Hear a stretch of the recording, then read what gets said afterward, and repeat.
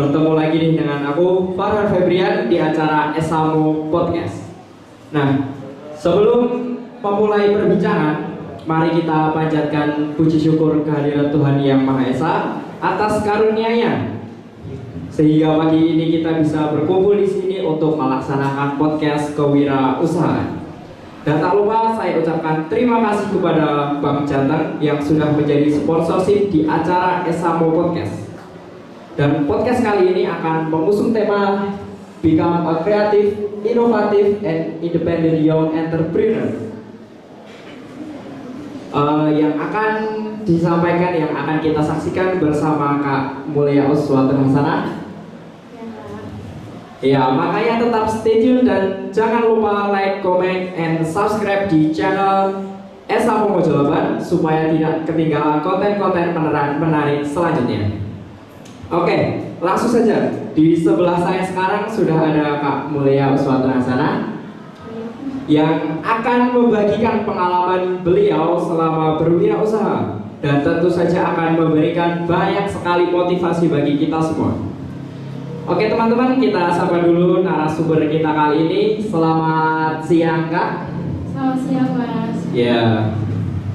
Oke, gimana kabar hari ini Kak? Alhamdulillah kabarnya baik. Alhamdulillah kabarnya baik. Dan langsung saja kita kali ini untuk langsung ke bincang-bincangnya saja. Oke, salah satu pertanyaan untuk memulai acara podcast pada hari ini, ya. Ini usaha kalau tidak salah usaha gedok ya Kak, benar? Iya Kak, benar. Iya, benar. Kalau boleh tahu nih, gimana cerita dan sejarah yang melatar belakangi Kakak ini menjadi seorang wirausaha? Apa memang itu udah cita-cita atau memang ada tuntutan dari sesuatu Kak? Jadi awal mula saya bergerak usaha itu yang pertama tuh awalnya tuh saya nggak jualan dulu ya Mas ya. Awalnya itu dulu tuh saya kerja sambil jualan kue kering, tapi kan karena kue kering itu jualannya cuma di hari raya atau di bulan Ramadan, kemudian saya mencari ide gimana caranya jualan hal yang berbeda untuk di hari-hari setiap harinya itu, di hari-hari yang kayak daily project gitu Mas. Jadi memang setiap harinya itu ada income yang datang dari usaha itu. Oh, apakah Kakak ini dulu waktu kecil itu pernah bercita-cita juga sebagai wirausaha? Kalau bercita-cita pernah, tapi kan dulu bercita-citanya itu kalau misalnya jadi pegawai, aku tetap harus ada usaha yang jalan juga. Oh, jadi itu emang udah ada pemikiran sejak muda ya? Iya. Ya. Untuk usaha ini, apakah Kakak mengambil sendiri keputusannya untuk mengambil usaha gedok? Oh, saya mau mengambil usaha gedok. Kenapa kok harus gedok? Jadi usaha ini itu awalnya itu memang ada obrolan sama Bapak. Jadi kan usaha apa ya yang belum ada atau belum familiar di lingkungan sekitar. Terus kita tuh cari-cari inovasi. Terus tumbuhlah pikiran untuk membuat gedok Mas. Jadi memang kalau yang biasanya kita ya itu kan gedok biasanya kalau nggak dicocok, kayak kalau nggak diiris, tapi kita punya inovasi di mana gedok itu digulung gitu Mas. Oh ya, idenya Kakak itu mendapat idenya kok gedok itu dibuat sedemikian rupa itu bisa terpikirkan itu dari mana kalau boleh tahu? Awalnya tuh kita tuh terinformasi dari seseorang yang udah sukses duluan, tapi jualannya tuh nggak di Jawa. Jadi memang jualannya tuh beliau di luar Jawa. Jadi memang jualannya beliau itu di luar Jawa dan udah sukses, dan kita mencoba untuk menghadirkan gedok gulung itu di Jawa, khususnya di Sidoarjo. Oh, berarti ini memang sebuah hal-hal yang baru untuk kawasan daerah sini kan? Iya. Berhubung Kak, ini kan sebuah awal yang baru. Kakak kan juga mencoba-coba apa sih yang belum ada di daerah ini gitu, sehingga terpikirlah gedok ini. Nah, itu apa Kakak pernah berpikir kalau ini bakalan bisa menarik buat orang-orang atau konsumen-konsumen sehingga secara kan ini suatu hal yang baru bagi mereka? Jadi memang awalnya untuk jualan yang pertamanya itu awalnya tuh mereka tuh kayak kok bentuknya aneh ya sebenarnya tuh kok bentuknya kayak ulet kayak gitu loh mas, kok bentuknya kayak ulet, ini apa gitu. Terus kan juga warna-warni juga, ada warna-warni. Terus habis itu dari warna-warni itu dan bentuknya yang mungkin bagi mereka unik, jadi mereka tertarik untuk membelinya mas, awalnya kayak gitu sih. Oh iya, bagus. Untuk selanjutnya nih, saya penasaran itu kapan usaha kakak ini awal kali pertama dimulainya itu kapan ya? Pertama kali dimulainya itu di bulan Mei setelah Lebaran. Jadi memang awal mulanya biar ada penghasilan setiap harinya, nggak cuma setiap bulan Ramadan aja. Jadi awal mulanya itu di bulan Mei setelah Lebaran tahun 2020 dulu. Oh iya, untuk perkembangannya itu dari awal merintis, dari awal berdiri sampai sekarang itu perkembangannya gimana Kak? Kayak susah seneng ya, atau mungkin lika-liku yang dihadapi Kak? Kalau boleh tahu, kalau boleh itu bisa diceritakan Kak? Jadi untuk awalnya itu kan awalnya kita menargetkan target awal di penjualan itu, target awalnya itu adalah 250 piece di awalnya. Dan itu berjalan sekitar 1 minggu 2 minggu. Setelah 1 minggu 2 minggu itu, setelah 2 minggu itu alhamdulillah penjualannya bisa naik dua kali lipat, karena memang orang-orang itu awalnya penasaran kan, gimana beli itu karena penasaran kok bentuknya unik dan warna-warni kayak gitu. Mungkin karena mereka rasanya cocok di lidah mereka, kemudian sekarang itu berkembang hampir 3 kali lipat, yaitu 750 piece per harinya. Dan untuk lika-likunya, jadi untuk menemukan bahan bakunya sendiri dari awal kan memang kita disarankan untuk memakai singkong Wonosobo ya mas. Tapi kan kalau singkong Wonosobo itu kadang ada, kadang enggak kan, tergantung pemasoknya. Misalnya dari pemasoknya itu enggak ada, ya kita mencari singkong yang teksturnya yang kadar airnya itu hampir sama singkong Wonosobo. Soalnya kalau dulu tuh aku pernah pakai singkong lokal, misalnya kayak di Tamangu, di Boyolali, kayak gitu, dia mengandung air, kadar airnya itu jauh lebih banyak. Jadi beduknya ini tuh nggak bisa dibentuk, jadi beduknya itu terlalu lembek gitu mas. Jadi nggak ada kalau tadi kan ada motif ada bentuknya kayak bentuk ulat bulu kayak gitu kan, bulu-bulunya itu kayak bentuk ulat bulu. Tapi kalau misalnya kan kita nanti pakai singkong Boyolali atau singkong daerah Tamangu, itu nggak ada bentuknya kayak ulat bulu kayak gitu. Oh, jadi sejauh ini itu apakah mencari bahan baku yang terbaik itu menurut kakak itu apakah saat sepi itu sedang susah-susahnya atau emang cukup mudah untuk cari bahan bakunya Kak? Kalau untuk saat ini memang dari pemasok itu kalau dari awal-awal kita susah ya mas, kan belum begitu kenal sama pemasoknya.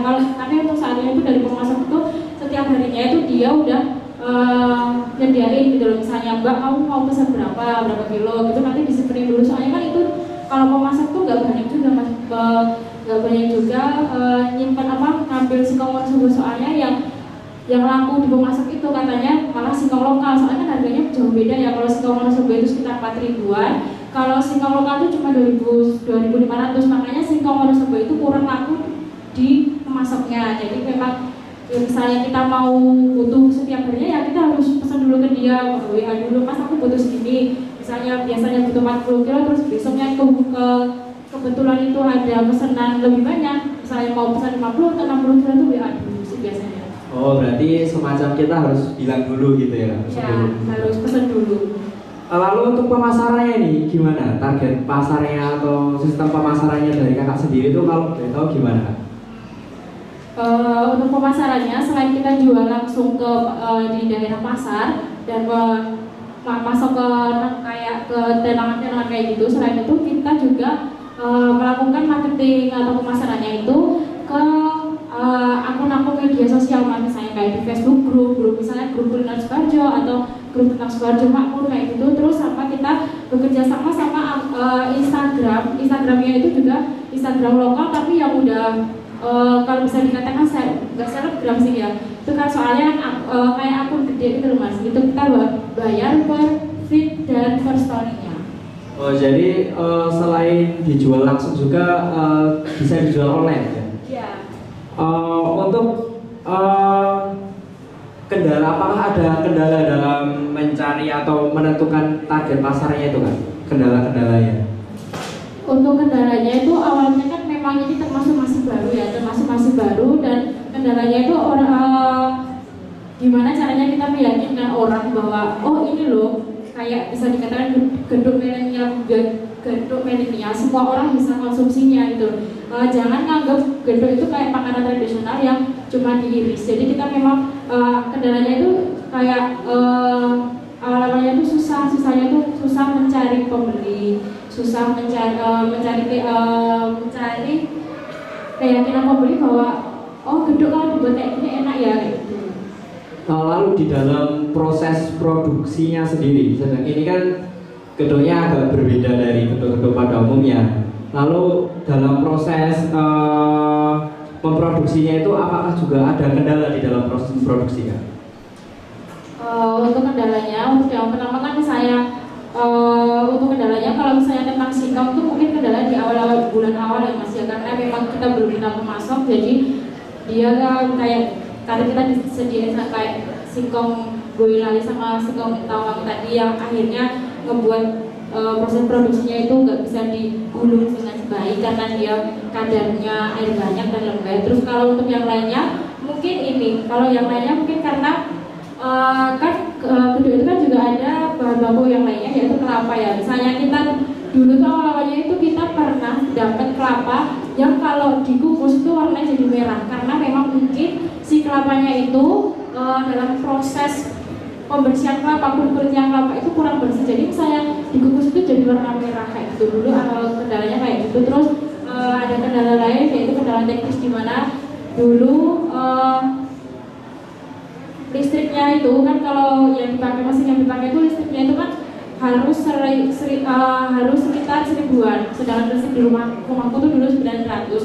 Jadi di awal-awal produksinya itu sering jelek gitu Mas, nggak kuat. Jadi memang di awal-awal produksi itu misalnya mau produksi itu semua lampu dimatiin, maksudnya lampu-lampu udah nggak digunanya dimatiin, terus semua stop kontak yang nyala baik itu stop kontak TV, stop kontak kulkas, magic itu juga dicabut semua. Tapi sekarang karena memang udah dinaikin listriknya ke 1300, jadi untuk kendala teknisnya udah teratas.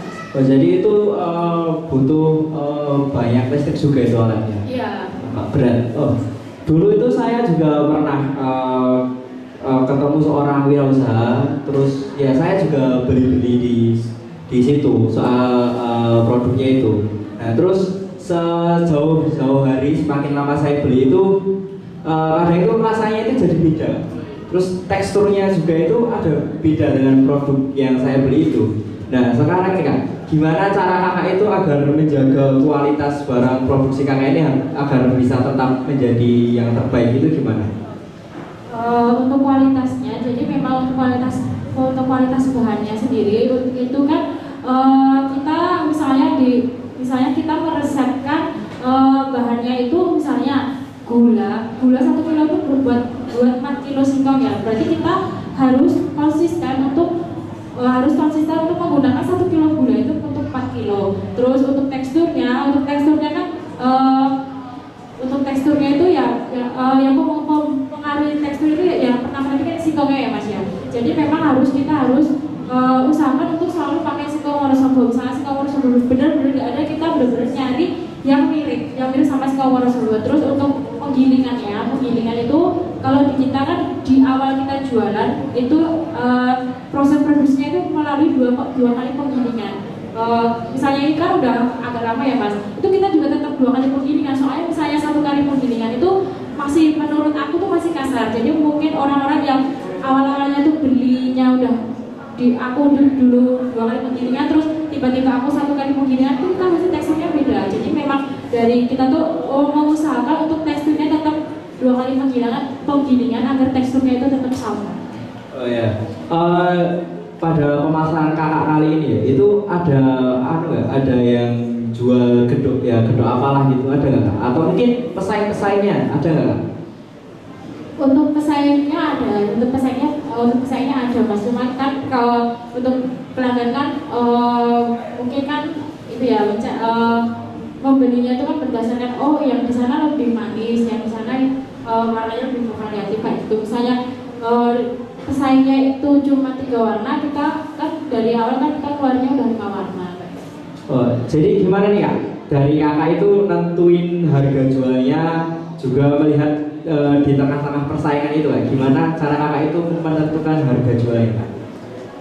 Untuk menentukan harga jualnya, jadi kita tuh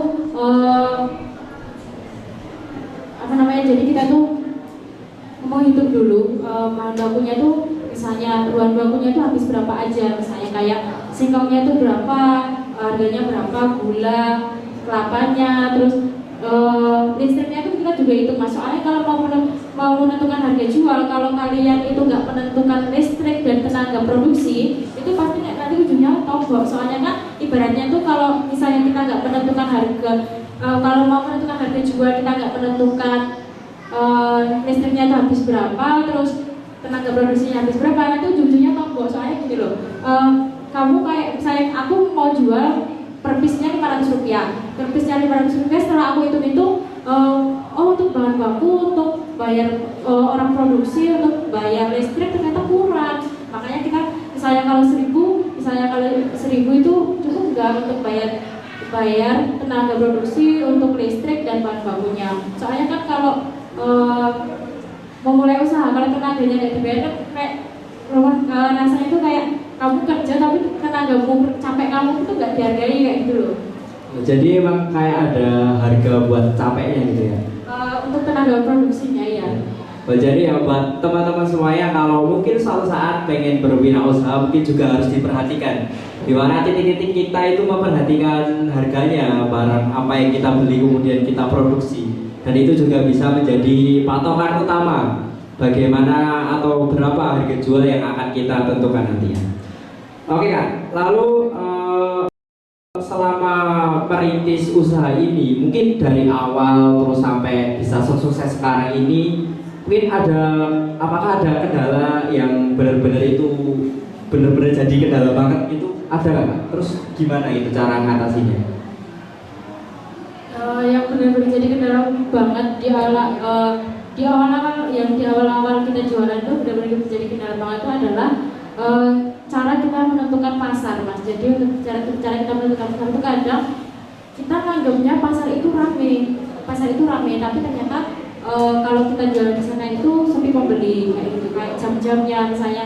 Awalnya tuh kita kan jualannya di pasar di Bugo sana, itu kan ternyata tuh pasarnya tuh semakin hari itu sepi, makanya kita harus cepat-cepat cari pasar yang lain. Terus kemudian kita harus menentukan jamnya. Oh, jamnya pasar itu ramenya jam berapa ya, mulainya jam berapa, ramenya jam berapa dan sepinya jam berapa. Misalnya ramenya jam 5, berarti sebelum jam 5 kita harus sudah sampai di sana.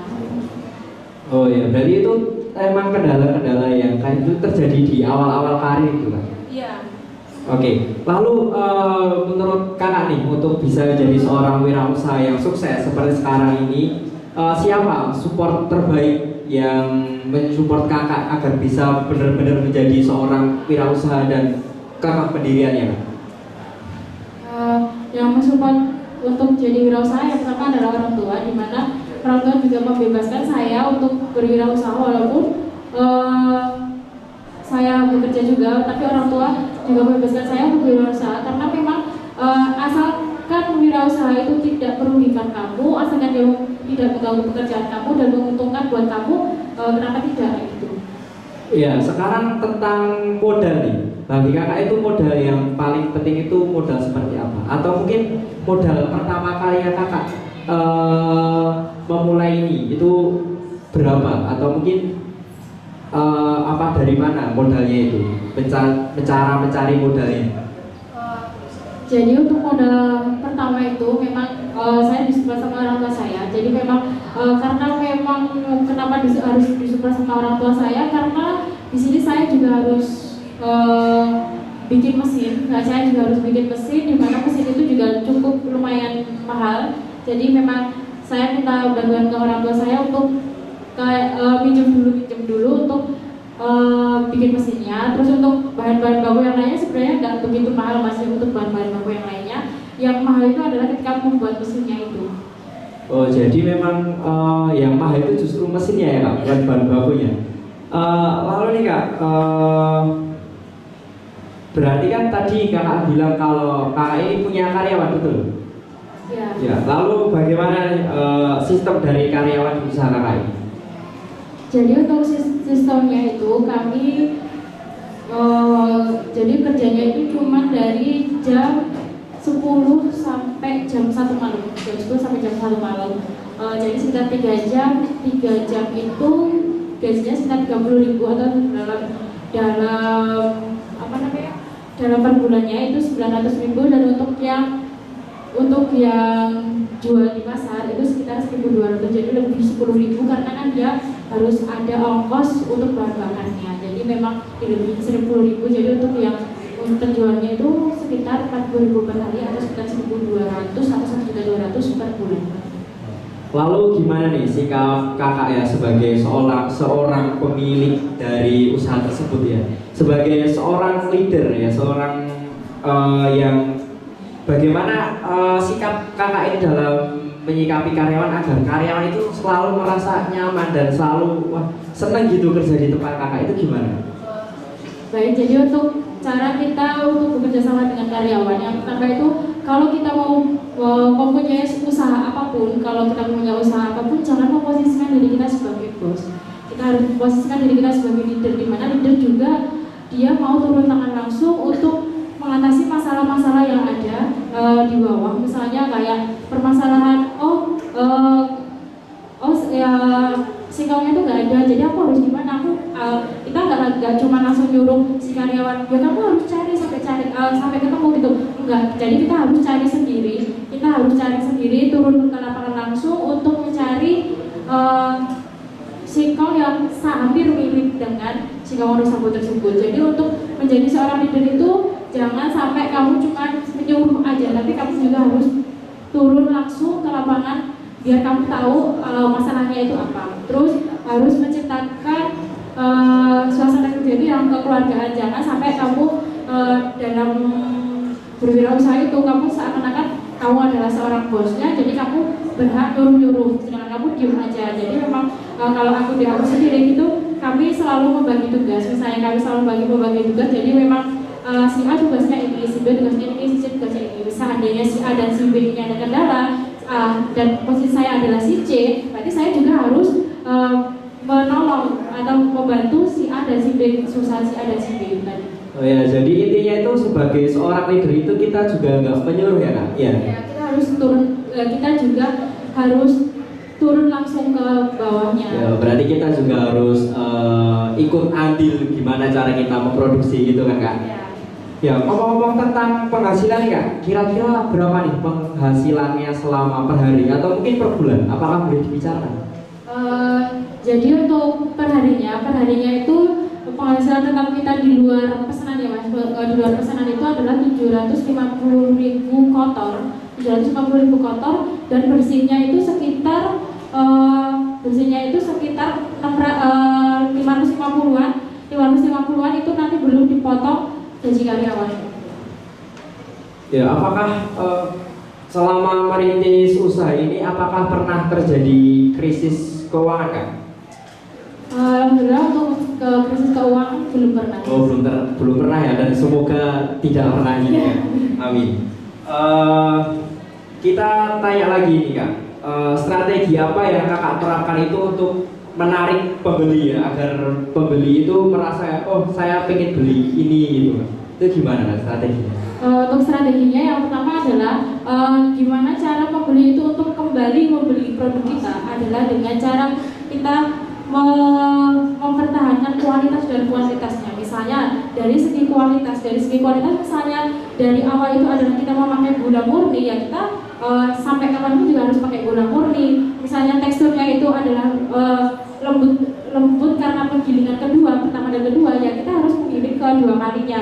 Terus untuk size-nya ya mas, untuk size-nya itu misalnya kan 1 kilo itu bisa menghasilkan sekitar 20 biji gendong. Itu ya kita harus 1 kilo cuma buat 20 biji, jangan lebih. Kalau misalnya lebih 1 kilo itu bisa sampai 25 sampai 30 kan berarti size-nya lebih kecil. Mungkin kan bakal ngebuat pembeli untuk nggak mau kalau semakin kesini size-nya makin kecil, semakin kesini udah nggak, teksturnya makin kasar, udah nggak manis kayak. Jadi untuk menarik pembeli untuk agar balik lagi beli adalah mempertahankan kualitas. Oh ya, sekali lagi yang terpenting sini adalah kualitas ya. Ya, gimana kita bisa mempertahankan kualitasnya itu dari awal kita merintis sampai mungkin selamanya itu kualitas harus tetap dipertahankan.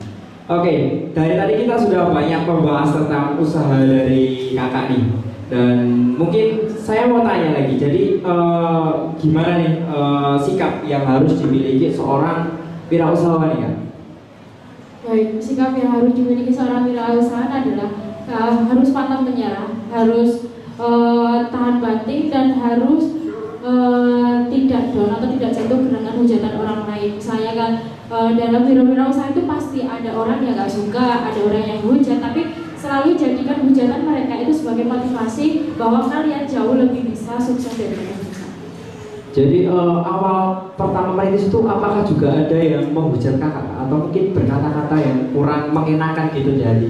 Ya pasti ada ya mas kan saya pasti ada orang ada yang menghujat kayak gini. Kamu udah kuliah 2 kali, udah dapat posisi kerja yang bagus, kenapa pilih resign dan pilih berwirausaha gitu? Pasti gak eman-eman. Terus aku cuma bilang kalau kita ikut orang lain, kita selamanya kita bakal jadi karyawan. Sedangkan kalau kita menciptakan lapangan kerja ya kita jadi bosnya kayak gitu. Jadi dan alhamdulillah sekarang udah terbukti dengan berjalannya waktu penghasilannya kan juga jauh lebih besar dari saya jadi karyawan.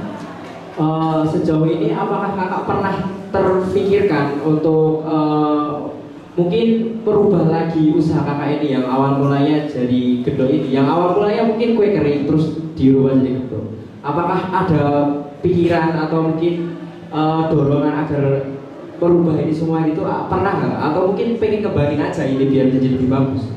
Kalau untuk merubah belum pernah kepikiran ya mas. Jadi memang saat ini untuk pemikirannya adalah gimana caranya biar punya banyak cabang lagi. Jadi untuk mengembangkannya itu gimana caranya untuk biar gedung ini bisa terkenal di semuanya, seluruh lini misalnya. Kalau saat ini kan memang dia pemasarannya itu baru di daerah Mojolaban sama di Sukoharjo Kota. Untuk daerah-daerah misalnya kayak di Bendosari, kayak di Global itu kan belum ada. Jadi memang target kita terdekat kita adalah gimana caranya punya cabang di beberapa tempat yang belum ada. Solusinya adalah solusi yang kita rancang itu adalah membuat mesinnya itu mobilitasnya jadi lebih cepat. Jadi kita membuat mesin baru lagi.